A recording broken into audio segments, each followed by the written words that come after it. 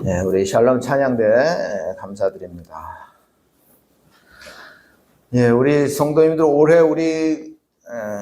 우리가 힘써 한번 해보자 하는 것이 감사였죠. 여러분들 매일 감사 기도 드리시고 또 감사일기도 한번 써보시고 또 그리고 감사한 마음을 또 이렇게 헌금하여서 한번 또 모아보시고 그래서 그 헌금 모은 걸 가지고 나중에 한번 좋은 일에 한번 써보자 이런 걸 했는데 벌써 우리가 반년이 지났어요. 그래서 여러분들 어떻게 잘 하고 계실 거라고 믿습니다.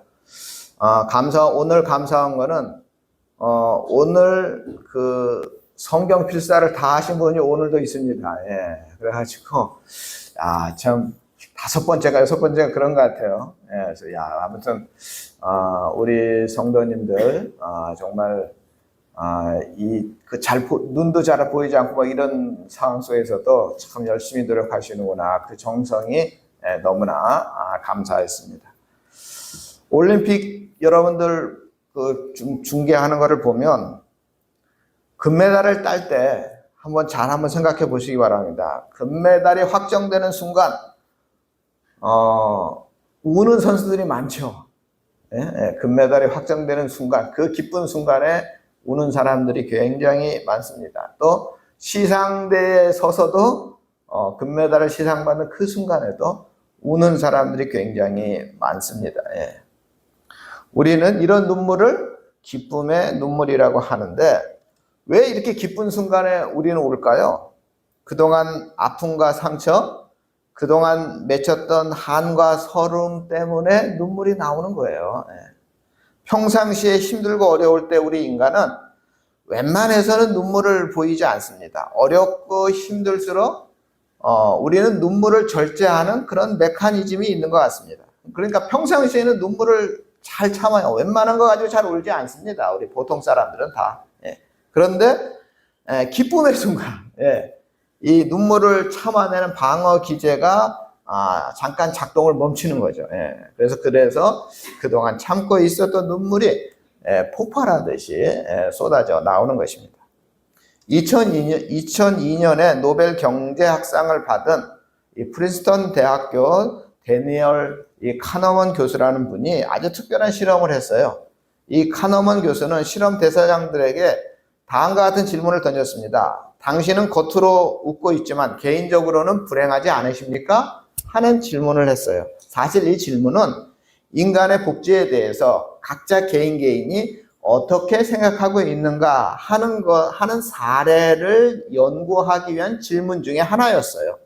그랬는데 이 카너먼 교수는 이 질문을 계속할 수가 없었어요. 왜냐하면 이 질문을 받은 사람들 대부분이 갑자기 큰 소리로 울기 시작했기 때문이에요. 그들이 운 이유는 뭐 개인 복지고 어쩌고 이런 차원이 아니었어요. 질문 그대로 겉으로는 행복한 척, 겉으로는 웃고 있는 것처럼 보였지만 실제는 그 내면에는 힘들고 어려움이 있었기 때문에 또 그런 어려운 사람들이 사실 우리 주위에 많이 있었던 것이죠. 그래서 카너먼 교수는 이 실험을 통해서 아주 특별한 사실을 알게 되었습니다. 얼마나 많은 사람들이 속으로 눈물을 삼키며 살아가고 있는가. 즉 많은 사람들이 자신이 처한 상황과 사회적 지위 그리고 체면을 생각하여 어렵고 힘들어도 참고 있고 감추고 있어서 그렇지 사실은 속으로 울고 있는 사람들이 많다 하는 것입니다. 우리 성도님들은 어떻습니까? 제가 보기에 우리 성도님들은 우리나라 평균 이상이기 때문에 이 데니얼 카너먼 교수의 결론이 그대로 적용될 수 있다고 생각을 합니다. 즉 우리 성도님들도 대부분은 겉으로 웃고 있거나 뭐 그렇게 표시를 내지는 않지만 속으로는 괴로워하고 한숨을 쉬고 울고 싶은 그런 상황이 종종 있으실 것입니다. 그렇다면 이렇게 여러 가지 이유와 사연들로 속으로만 울고 있고 울고 싶은 우리를 바라보시는 우리 하나님의 마음은 어떠할까? 예수님은 갈릴리 바닷가에 있는 도시인 가버나움에서 한 백부장의 겸손한 믿음을 보시고 그의 종을 고치셨죠. 그리고 나서 남쪽으로 한 40km 정도를 내려오셨어요. 그래서 나인성이라는 곳으로 들어가십니다. 이 나인성은 예수님의 고향 나사렛에서 가까운 곳이에요. 한 10km 정도 가까운 동네 경사진 곳에 위치한 산동네입니다. 그런데 예수님과 그 일행이 이 나인성 성문 가까이 이르렀을 때 공교롭게 장례식 행렬과 만나게 되었습니다. 예수님 당시 이스라엘의 장례 문화는 사람이 죽으면 그에 대한 장례는 한 가정이나 집안의 문제가 아니고 그 마을 전체의 문제로 함께 협력했습니다. 그 이유는 당시 사람들이 장례를 돕는 것은 사람이 할 수 있는 가장 귀한 선행이라고 생각했기 때문입니다.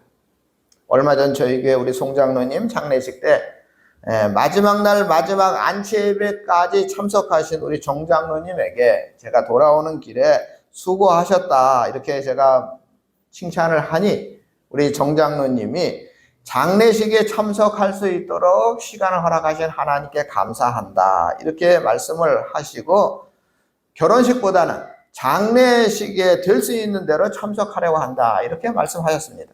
이처럼 장례식이 발생했을 때 장례를 돕는 것이 가장 귀한 선행이다 라고 하는 것은 동양이나 서양이나 매한가지입니다. 그런데 오늘 본문의 장례 행렬은 조금 특별한 데가 있습니다. 장례위원들이 있을 것이고 운구하는 사람들이 있을 것이고 이렇게 죽은 자를 메고 나오는데 죽은 사람은 독자였습니다. 그리고 그의 어머니는 과부였습니다. 죽은 사람의 어머니는 일찍 남편을 잃은 여인이었습니다. 사람에게 있어서 가장 큰 스트레스를 받을 때가 언제냐면 배우자가 죽었을 때 가장 큰 스트레스를 받는다 그럽니다. 거기다가 과거 유대 사회에서 남편이 죽고 홀로 남겨진 여인은 그 사회에서 가장 불쌍한 여인이에요. 왜냐하면 여러분 요즘과 달라요. 여자가 일을 해서 돈을 벌 수 있는 구조가 아니었잖아요. 옛날에는. 그러니까 과부는 정말 아무것도 할 수 없는 정말 아주 불쌍한 존재였습니다. 그래서 외로움과 싸워야 되죠. 가난과 싸워야 되죠. 이런 주변들의 이 불량한 시선과 싸워야 되죠. 과부들의 고통이 굉장했습니다. 오늘 본문에 나오는 이 여인은 남편을 잃은 후에 엄청난 눈물을 흘렸을 것입니다. 또 계속 울 수만은 없지 않습니까? 그 속으로 마음속으로 울었던 눈물도 대단했을 것입니다. 그런데 그 힘든 현실을 이기게 만든 것은 그 사랑하는 아들이었습니다. 그녀는 아들 때문에 힘이 들어도 마음을 가져줬습니다. 아들 하나 바라보고 힘겹게 열심히 살았습니다. 그러다 보니 세월이 흐르고 아들이 이제 제법 컸습니다. 이제 어른 티가 날라고 해요. 조금만 더 고생하면 이제 우리 아들이 장성하여 나의 모든 수고를 갚아줄 것이라고 기대를 하고 있었을 것입니다. 그런데 이 귀한 아들이 갑자기 죽은 것입니다. 병 때문인지 사고 때문인지 성경에 기록하고 있지 않지만 제 짐작은 아마 질병으로 죽었을 것입니다. 그러나 아들의 죽음 이유가 무엇인지 그 어머니에게는 아무런 의미가 없습니다. 아들이 죽었다는 그 사실 하나만으로 그 어머니의 고통은 이루 말할 수 없었을 것입니다. 거기다가 오늘 본문을 잘 살펴보면 그 아들은 청년이에요. 그러니까 이 당시에 결혼을 안 한 거예요. 결혼을. 옛날에 일찍 결혼하잖아요. 뭐 20살도 안 돼서 결혼하고 그랬잖아요. 그러니까 이 청년은 아직 결혼을 안 했으니까 최소한 20살 이하예요. 아무튼 이제 이 여인의 고생이 이제 얼마 남지 않았거든요. 근데 난데없이 그 아들이 죽어버린 것입니다. 이 과부의 유일한 희망이에요. 슬픔과 고달픔을 버티게 해줬던 그 아들입니다. 이 아들이 갑자기 죽어버린 것입니다. 이런 날벼락이 어디 있겠습니까? 지진이도 복이 없죠. 남편 일찍 보내고 아들마저 보낸 사람을 우리나라에서 뭐라고 합니까? 남편 잡아먹고 아들까지 잡아먹은 여자라고 그렇게 비난합니다. 이런 슬픔을 당하면 이 여자는 스스로도 그렇게 생각한대요. 나는 남편도 잡아먹고 아들도 잡아먹었구나 이렇게 생각을 한답니다. 그래서 이 여인은 울고 또 울었습니다. 울다가 아마 죽고 싶은 마음이었을 것입니다. 이런 슬픈 장례식 행렬이 나인성을 빠져나오고 있었습니다. 앞에는 그 어머니가 섰겠죠. 그 뒤에 시신면 사람들이 따랐을 것입니다. 그 뒤에 피리를 불고 곡하는 사람들이 따라왔을 것입니다. 많은 마을 사람들이 슬퍼하며 정말 그 무덤은 그 동굴에다가 하고요. 그 동굴로 아마 가고 있었겠죠. 그런데 아들을 잃은 여인과 마을 사람들이 생각지도 못했던 또 하나의 행렬이 마주보고 오고 있었습니다. 바로 예수님과 그의 제자들과 예수님을 따르는 무리들이 오고 있었습니다. 죽음의 행렬과 예수님의 생명의 행렬이 서로 맞부딪히게 된 것입니다. 그럴 때 거기에는 과연 어떤 일이 일어날까요? 예수님은 이 슬프긴 하지만 한편으로는 이 불길한 이 장례 행렬을 그냥 비켜갔을까요? 이 죽음의 행렬을 보신 예수님은 그냥 애도만 하셨을까요? 일정이 바쁘기 때문에 그냥 일찍 지나쳤을까요? 예수님은 이 장례 행렬과 그 중심에 있는 과부를 주목하셨습니다. 그리고 이 과부에게 다가가셨습니다. 여인아, 내 마음이 얼마나 아프겠느냐? 내 마음이 얼마나 찢어지겠느냐? 정말 아들만 바라보며 살아온 날들이 얼마나 안타깝겠느냐? 이제 앞으로 살아갈 날들이 얼마나 두렵겠느냐? 너의 신세와 인생이 얼마나 한스럽고 절망스러울까? 예수님은 이런 마음으로 이 여인에게 손수 다가가신 것입니다. 그리고는 뭐라고 말씀하셨습니까? 울지 말라. 울지 말라 하셨습니다. 여러분, 울지 말라 이 말을 누가 하느냐에 따라서 엄청난 차이가 나는 거 아십니까? 어떻게 얘기하느냐에 따라서 이 받아들이는 사람은 엄청나게 다르다는 그 어감이 엄청나게 다르다는 걸 여러분 이해하시는지 모르겠어요. 우리가 장례식에 가서 슬픔을 당한 사람에게 가서 울고 있는 사람에게 가서 울지 마세요. 이렇게 얘기했을 때 듣는 사람들은 그걸 위로라고 듣지 않고 반대로 그럼 어쩌란 말이냐 뭐 이렇게 항변하는 사람도 있을 수 있지 않겠습니까? 그럼 지금 내가 이 상황에서 웃으란 말이냐? 그럼 내가 울지 않으면 내가 뭘 할 수 있느냐? 이렇게 항변할 수도 있는 그 말이 울지 말라 이런 말이에요. 예수님께서 울지 말라 하실 때 그런데 예수님이 하시는 울지 말라는 우리들이 장례식에 가서 울지 말라 하는 말하고는 차원이 다른 말씀이었습니다. 이 말씀은 예수님이 내가 너의 슬픔을 없애주겠다. 내가 울지 않도록 해주겠다. 이런 뜻입니다. 그리고 나서 실제 예수님은 과부의 아들 시신을 싸고 있는 천 위에다가 손을 대시죠. 그러고는 그 자리에 있는 어느 누구도 상상할 수 없는 말씀을 하시죠. 청년아, 내가 네게 말하노니 일어나라. 시신에게 말을 건 것입니다. 이미 죽어 무덤으로 가는 시신에게 마치 잠자고 있는 사람을 깨우듯이 일어나라 하셨습니다.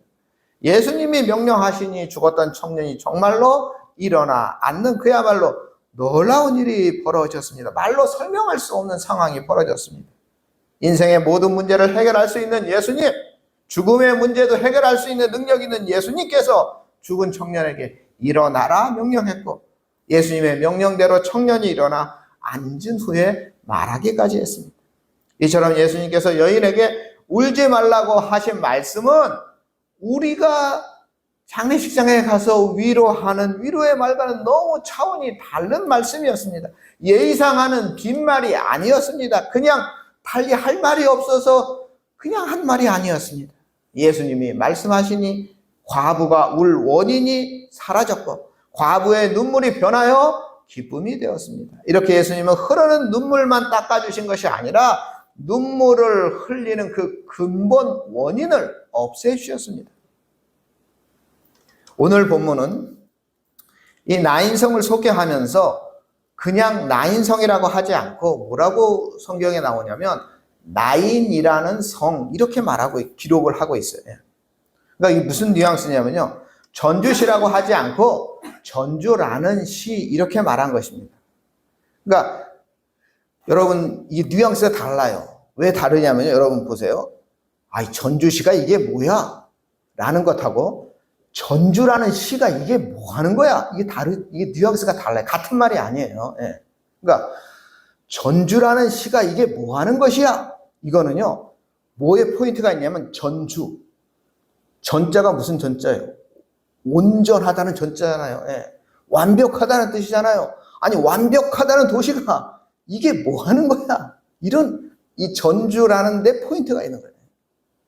그 도시 이름이 가진 그 의미의 포인트가 있는 거예요. 그러니까 나인이라는 성이라, 그러니까 나인성이라고 해도 되는데, 나인이라는 성이라고 하는 것은 다른 뉘앙스가 있는 거예요. 예.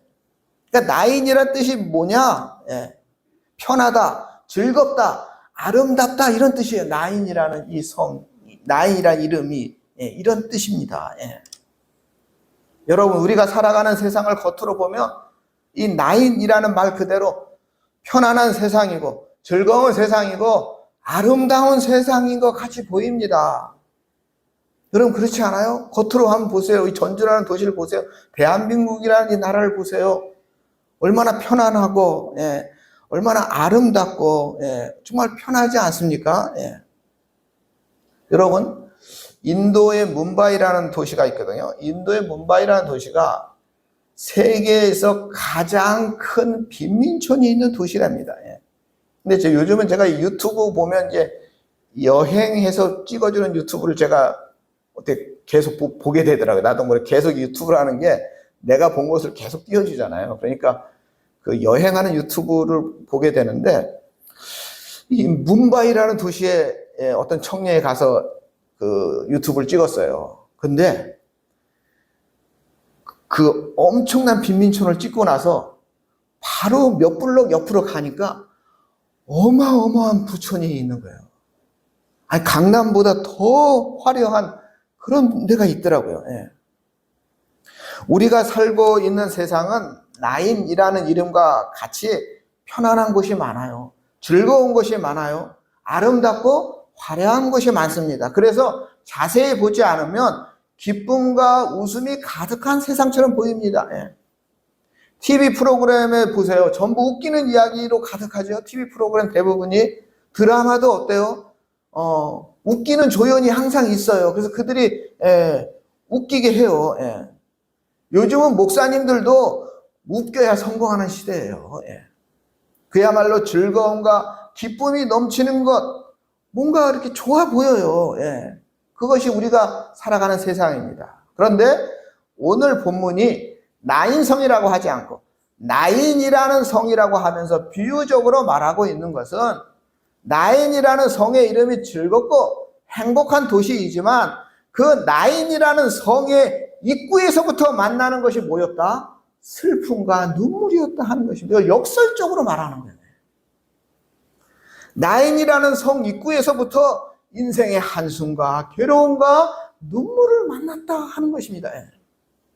지금 우리가 살아가는 이 세상, 우리 성도님들 주변, 우리 성도님들의 현실은 어떻습니까? 서론에서 말씀드린 것처럼, 데니얼 커너먼 교수의 발견처럼 얼마나 많은 사람들이 겉으로는 웃고 있지만 속으로는 눈물을 삼키며 살아가고 있는지 모릅니다. 오늘 우리의 현실이 바로 나인이라는 것입니다. 나인이라는 성에 살고 있는 우리 성도님들에게 예수님이 묻습니다. 정말 즐거우냐? 정말 너희가 살아가는 이 세상이 과연 즐거움으로 가득 차 있느냐? 정말 너 행복하냐? 예수님이 묻고 있는 것입니다. 그런데 우리 성도님들이 오늘 나인이라는 성에 살고 있다는 것보다 더 중요한 사실이 있습니다. 그것은 우리 성도님들이 살고 있는 나인이라는 성으로 우리 예수님이 친히 찾아오셨다 하는 것입니다. 우리 성도님들이 힘들고 어렵고 괴롭고 그 슬픔을 감추고 살아가는 그 자리에 예수님이 오셔서 이제 됐다. 내 수고와 괴로움과 슬픔은 지난 날로 족하다, 충분하다. 이제 내가 너를 즐겁게 만들어주겠다. 울지 말라. 이렇게 말씀해 주시는 것입니다. 스코틀랜드에 젊어서 남편을 잃은 한 부인이 있었습니다. 남편이 죽은 후 얼마 되지 않는 유산으로 살고 있었는데 그것마저 바닥에 났습니다. 더 이상 남은 돈도 없고 식량도 다 떨어졌습니다.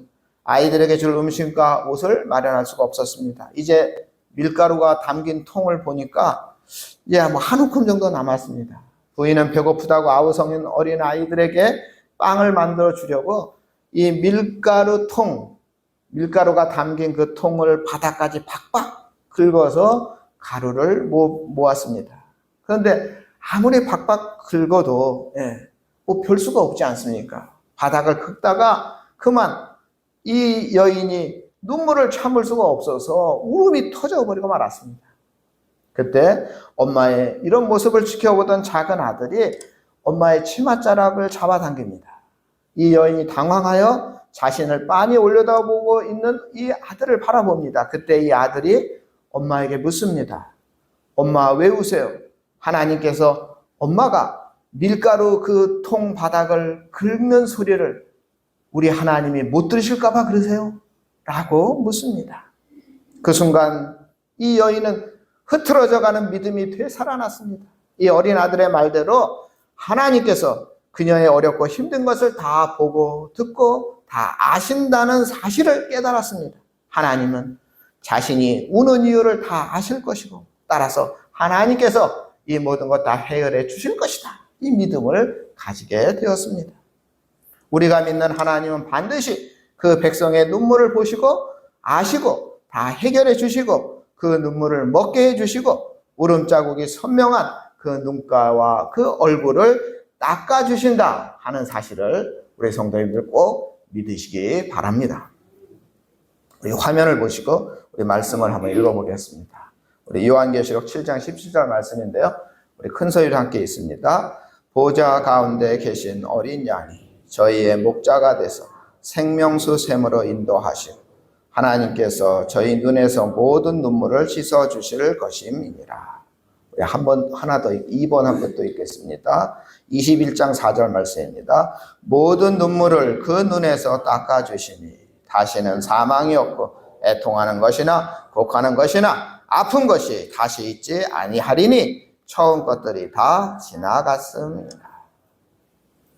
우리 주님께서 우리 성도님들에게 주시는 위로의 말씀이며 약속의 말씀입니다. 이 말씀을 믿고 이번 한 주도 담대하게 주님과 함께 나아가시는 우리 전교회 성도님들 다 되시기를 주님의 이름으로 축원합니다. 사랑의 하나님, 우리 성도님들의 슬픔을 겪고 결코 외면하지 않으실 뿐 아니라 겉으로는 웃고 있지만 속으로는 괴로워하거나 울고 있는 것도 다 아시며 우리의 성도님들의 마음속에 흐르는 눈물까지 닦아주시는 분이 우리 하나님이시고 우리 예수님이심을 저희들이 믿습니다. 우리 성도님들의 힘들고 어려운 것을 다 지나가게 하시고 기쁘고 행복한 것으로 채워주셔서 우리 성도님들 가정이, 우리 성도님들 직장이, 우리 성도님들 그 모든 삶의 현장이 진정한 나인, 편하고 즐겁고 아름답고 기쁨이 넘치는 곳이 되게 하여 주시옵소서. 우리를 구원해 주신 예수님의 이름으로 기도드립니다. 아멘.